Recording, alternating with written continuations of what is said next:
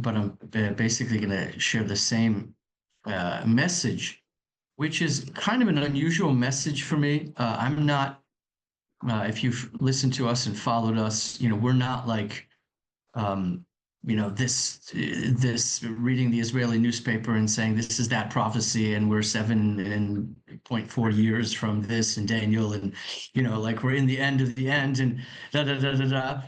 We're not usually like that, but it's just some things that have been happening around here really kind of seem to be pushing. I mean, just well, I'll share what I'm going to share, and you can pray about it and we can talk about it afterwards. But I want to start with some things in the book of Zechariah, which of course is a key book for the end times. Let's say the end times.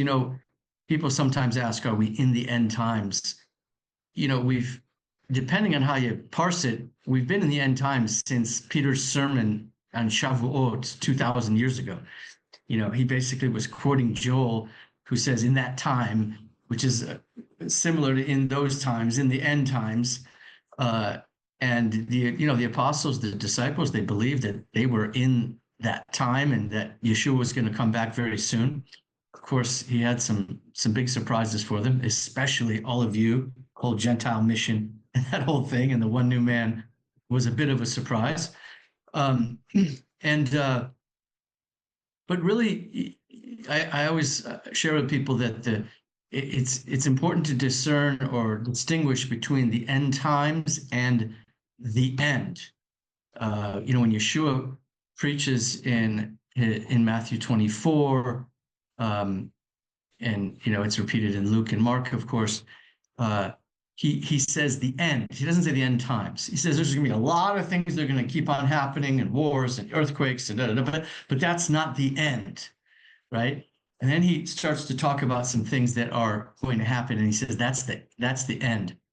Well, Zechariah, let's see if I share my, I'll just share these verses and we can read them together. Do you all see those? Oh no, I have to share. There you go. I haven't done that in a while. All right, I'm just going to read. This is from Zechariah 12 and Zechariah 14. Zechariah 12, verses 2 and 3. Behold, I am going to make a Jerusalem a cup that causes reeling. We'll talk about what that really means in a little bit, but to all the peoples around. And when the siege is against Jerusalem, it will also be against Judah. It will come about in that day that I will make Jerusalem a heavy stone for all the peoples. All who lift it will be severely injured. And then this phrase, this sentence, and all the nations of the earth will be gathered against it, it being Jerusalem. All right. Zechariah 14. Behold, a day is coming for the Lord when the spoil taken from you will be divided among you. For I will gather all the nations against Jerusalem to battle. Notice the difference in verse 12, in chapter 12, it said the nations will be gathered, kind of a passive, not really saying who's doing the gathering, right? Obviously, they're doing the gathering. The nations have some agenda here. But in Zechariah 14, it's very clear it's the Lord. The Lord says, I will gather the nations against Jerusalem to battle, and the city will be captured, the houses plundered, the women ravished, and half of the city exiled, but the rest of the people will not be cut off. Then the Lord will go forth and fight against those nations, as when he fights on a day of battle. And then it leads directly to the second coming, verse 4. In that day, his feet will stand on the Mount of Olives, which is in front of Jerusalem on the east. And the Mount of Olives will be split in its middle. That in Revelation, the picture of Yeshua in his glory, with the shining white hair, the eyes like the sun, sort of God out of his mouth. It says his feet are like brass. He's got very, very big and heavy, massive feet now. Okay. And they're so big that when they hit the Mount of Olives, it's going to split the mountain in two. And then half the mountain will move towards the north and the other half towards the south. So anyway, that's just we've talked about and preached those verses and and thought about them, but I want to think about them in light of some of the things that have happened really recently here in Israel, some of which is in your news, depends how much you follow, and some maybe not.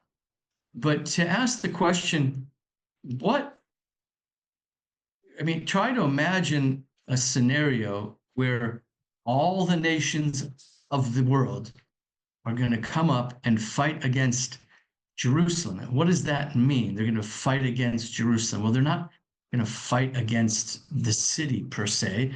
They're fighting against whoever is sovereign in that city, and if for some reason is causing the whole world such problems uh, and irritating the world so much that this world, and when it says all the nations of the world, obviously it's not every person, it's not even every person in every army in every country. That's impossible.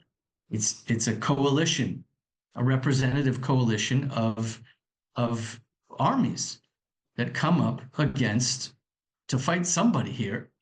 Okay. And what I'm going to share in the next few minutes, I'm going to call it, if I call this, if I had a title for the message, it would be Israeli sovereignty equals Israeli isolation. Okay. And I'm just going to share about three things that have happened in the news here just in the last 2 weeks and how significant they are about and what they say about the times that we're living in. First one, for the long fall holiday period, the Israeli Knesset, the parliament, is on vacation. And they came back with a lot of gusto just over 2 weeks ago. And they started passing some laws. The first one that's really important for us is let's call it the anti-UNRWA law. All right. All of you have heard of UNRWA, or if you didn't, now you have, right? It's the United Nations, it's the acronym, the United Nations Relief and Work Agency. And interestingly, they left, I mean, nobody, the full name is for Palestine. There's supposed to be, it should be UNRWA, or which would then spell unwrapped or something. So maybe that's why they didn't want to have the P, but it's a very important P. Okay.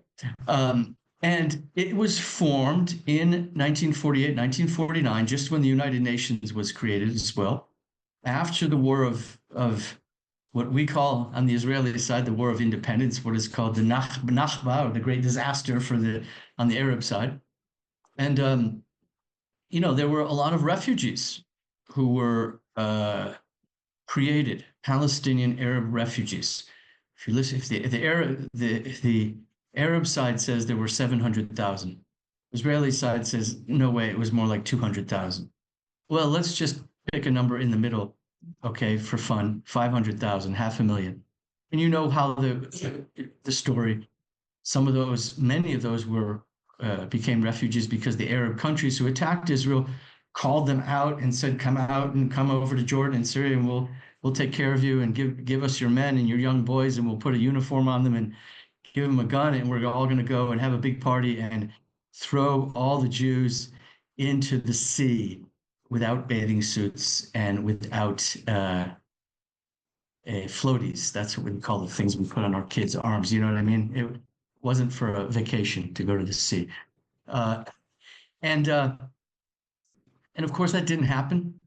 And the opposite happened. And Israel was victorious, and those people were made homeless.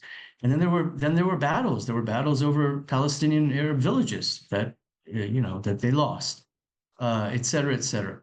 Well, those people, which is a sad thing, refugee happens almost in every war where people are displaced. They created this agency to take care of these people in camps, some in the West Bank, which was Jordan after 1948, some in southern Lebanon, some in Jordan itself, Jordan proper, some in Gaza. And so let's say there were 500,000, okay? Well, this was supposed to be a short-term thing. Refugees, you try to settle them. wherever they are. But no, the Soviets and the Arab bloc kept these people.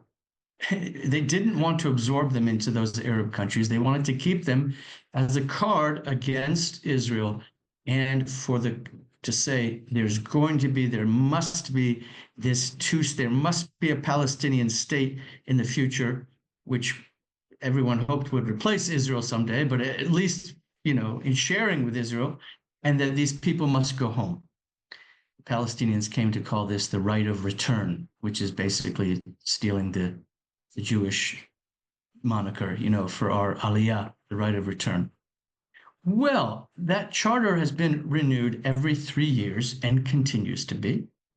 And today, UNRWA takes care of almost 6 million people, okay, who are the children and the grandchildren of those original refugees. There's no other situation like it in the world. Their budget for 2024 is $1.6 billion. Okay. I looked this up. That is larger than the budget of 39 nations. Okay, not combined. I mean, if UNRWA was a nation, it would be number 40. No, or something like that. In other words, there are 39 nations who have a smaller budget than that. And I got those stats from the UN. We're not against the UN. The UN does a lot of good things, including statistics like that. But what's happened is UNRWA is part of the perpetuation of this narrative, of this hope that is a hopeless hope, that there's going to be this big Palestinian state someday, and all these people are going to go home. So we need to keep them in this status of hopelessness, okay? And your countries and our countries, including Israel, have cooperated and have funded this thing for the last 76 years. Well, of course, for UNRWA to do its work in Gaza or the West Bank, it's all through Israel cooperation and visas and all that. Well, you've read about it in the news. It was discovered that there were 12,000 UNRWA employees in Gaza. And a handful of those, at least, it turns out, were not just working for Hamas, they were terrorists. Well, that shouldn't surprise us. I mean, the education system, it perpetuates the narrative, which is an anti-Israel, anti-Zionist, pro-jihad narrative. Well, what happened? The Israeli parliament, the Knesset, said, enough, no more. We are not cooperating with UNRWA. UNRWA is finished in anywhere where Israel has sovereignty, and anywhere like Gaza or even some of the West Bank refugee camps where to get to them they need to go through Israel, finished. And no member of the Israeli government or NGOs is allowed to have anything to do with anybody from UNRWA. This is going to go into effect in that. Now, this was, okay, a year and a half ago, 3 years ago, 5 years ago. This kind of policy would have been talked about in Israel, in the media in Israel, and in your media, as a policy of the extremist far-right Israel politics, okay? Today, it has become mainstream. It passed by 90-something votes in the Knesset out of 120. In other words, those in the center and even the kind of on the left. All right? This represents a huge, huge shift, and it's something that is angering a lot of people. Folks, I don't have to tell you about the UN and Israel and the history and all the resolutions condemning Israel and blah, blah, blah, blah, blah, blah. Our prime minister a month ago was there. He called it's become a swamp of anti-Semitism. If in a year or two we were kicked out of the UN, it wouldn't surprise me. And that would isolate. You see the Israel saying, enough, this is our land. There isn't going to be any Palestinian state. These people aren't going back. You're talking about the grandchildren and great grandchildren, 6 million, and the number keeps on growing. This is ridiculous. We're not going to, this is our land. No. The second thing that happened is a few days later, another law was passed. Now, Israel doesn't have a constitution. It's one of the funny things. They tried, the guys back in the 40s, and they couldn't agree on it. There were the religious people who said, the Torah is our constitution, but we don't need to make up a new one. And so we've been functioning with that one. Over the last decade, politicians from both the left and the right have been working on what they call the basic laws or foundational laws of the state of Israel. And it's a set of laws that are kind of like not regular laws, but function in a kind of quasi-constitutional way, okay, to give real sort of basic guidelines about what are the basic laws and basic values of the country. It turns out one of them is Jerusalem, the capital of Israel, right? The law that basically says undivided Jerusalem, it means east and west together, is the sovereign and eternal capital of Israel. That's a basic law. Well, some of the, again, who a year and a half ago would have been called far distant or not distant, extreme right-wing politicians have been saying, look, we have this crazy situation that doesn't exist anywhere else in the world. We claim our capital, our government institutions are all based here in Jerusalem, just about 1.5 kilometers from my house. And most of the nations of the world don't recognize Jerusalem as our capital. You know that. Most of your countries have your embassy in Tel Aviv.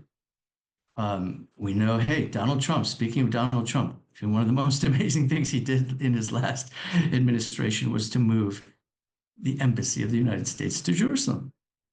By the way, when that happened, there was the ceremony here.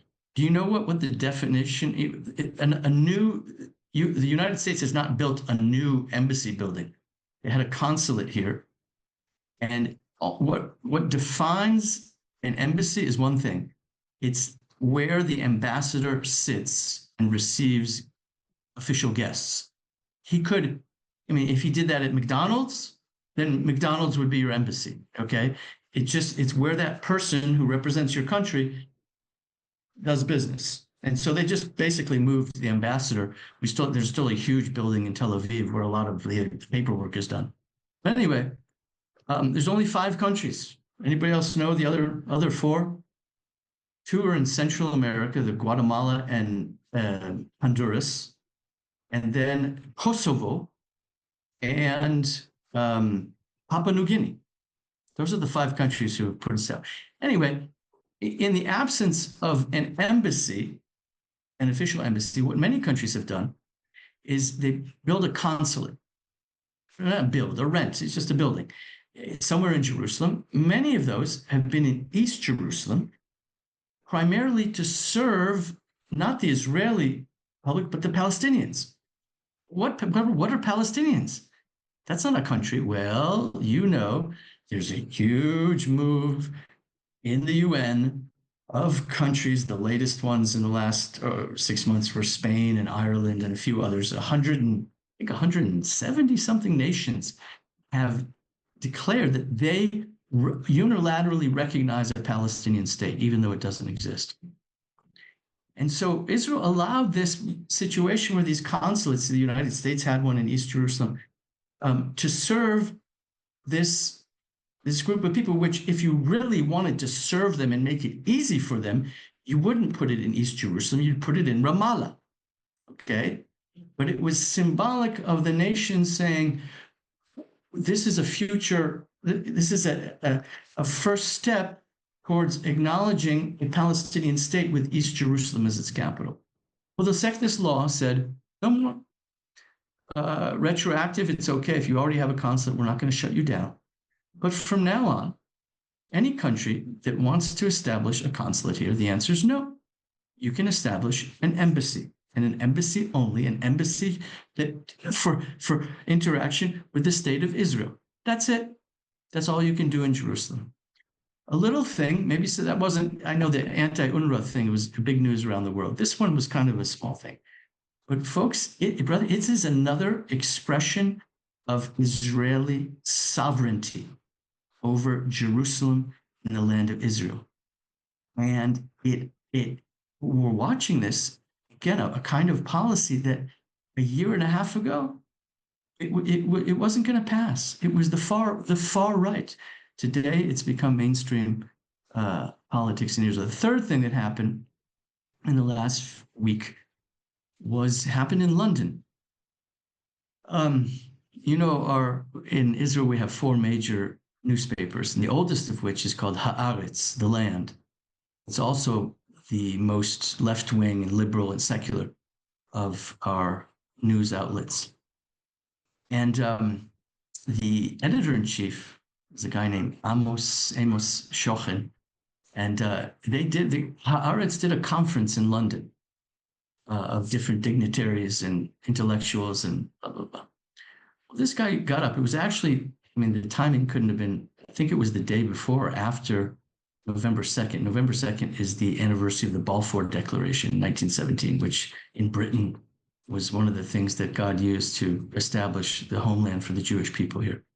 And he said, this guy, I mean, he used the language of all of our enemies. Okay. He said, Netanyahu and his administration, it's an apartheid administration. The only thing that will save our country in the Middle East is sanctions and, divestment against Israel in order to force a two-state solution, a Palestinian state. He said the Hamas, our government calls these people terrorists, but they're really freedom fighters. Okay, I mean, in some ways, it's not that surprising. This is the far left in Israel has always talked this way. They agree with our critics. So that's not new. What was new was the reaction. First of all, from the Israeli left, silence. Nobody spoke up to defend him. Secondly, the entire country, I mean, companies, government offices, it was just for a week, it was one after the other announcing we cancel our subscription to Haaretz and we're never going to advertise in that newspaper again. Okay. It sounds like a small thing, but it represents this huge shift of just how far to the right, and I say to the right, in English, kind of a funny thing. It's the right that way, but it's also biblically right.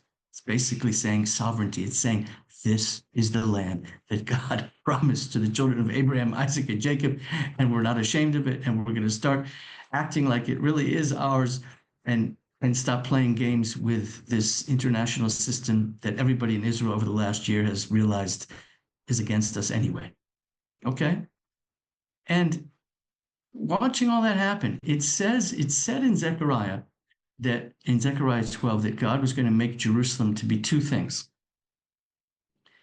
The first one is a cup of reeling. In Hebrew, it's a saf ra'al. Ra'al, a saf is like a fancy goblet. It's not just any old cup of poison. In biblical, that's what it means in modern Hebrew. In biblical Hebrew, it can mean like really, really, really strong alcohol or drug, something that you take and it just kind of makes you crazy, makes you drunk. And that's what God said Jerusalem is going to become. And when we watch this happen, I thank God for my brothers and sisters from South Africa here. But when we see the South African government is a great example. I mean, it's an obsession. It's like a drug. What do you care? You have your own problems. You have the hypocrisy of the nations of the world criticizing Israel and this focus on Jerusalem. That it's irrational. It's obsessive. It's supernatural. Okay. It's Psalm 2. It's the nations raging against Jehovah and his anointed without knowing it. That's they can't see Jehovah. They don't believe in Jehovah, but it's Satan saying no to God's kingdom. I've been thinking about it lately that everything in Israel, it's like there's Israel is what happens in the natural here. There's like a spiritual parallel to it in the church sometimes or in the nations. And I've been thinking about this whole two-state solution. The two-state solution has been tried officially 7 times. It was tried in 1948 when the UN said, okay, here's what we're going to do. We're going to make a partition. The Jews will get this part. It's pretty small. And the Arabs will get this part. And the Arabs said no. And they attacked Israel. And Israel won. And instead of getting this much, Israel got this much. And then 7 times the same thing has happened, right? Each time when we're attacked and this two-state solution thing is pushed on us, there's a war, and Israel ends up winning and getting more and more territory. Okay? I thought, what's this two-state solution? What's the spiritual counterpart? And you know what I came to? The spiritual counterpart is Satan's two-kingdom solution. Satan, it says he's the ruler of this world. He tricked us. He took humanity hostage, and he's working behind the scenes to keep his rule over this world. And he's saying, God, you have your kingdom and it's up there and it's the rest of the universe. That's fine. But I want to keep my kingdom here. Let's have 2 kingdoms. Okay? And God says, and Zechariah says later in chapter 14, no, in that day, the Lord will be one and the king will be, and his name will be one. There's only one kingdom. And that's what this whole thing is about. It's about Jesus coming back to bring his kingdom and to kick out Satan. And when his foot touches the Mount of Olives, it's going to be that heel spoken about in Genesis 3:15, crushing the head of Satan like when you step on a cockroach. And we're looking forward to that day.